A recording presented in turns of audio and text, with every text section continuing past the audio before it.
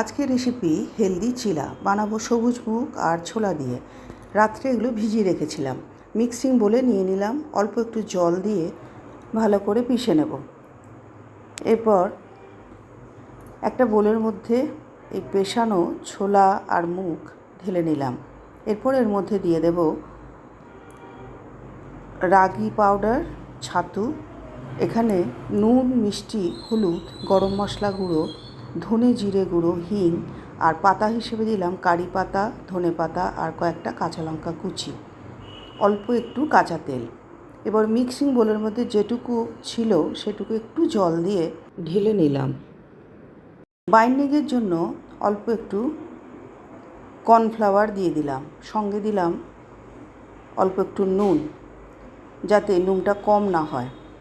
এরপর আবারও ভালো করে মিশিয়ে নিলাম।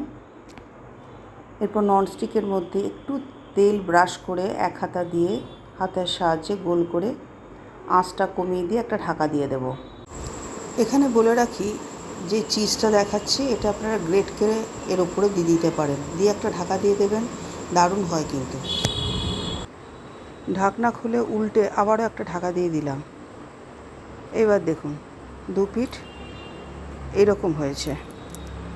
এইভাবে সবগুলো বানিয়ে নিয়ে সার্ভ করলাম কাসুন্দ আর টমেটো সস দিয়ে। যার যেটা পছন্দ সেটা দিয়েই খেতে পারেন। ইচ্ছে হলে আলুর দমও করে নিতে পারেন। সবাই ভালো থাকবেন।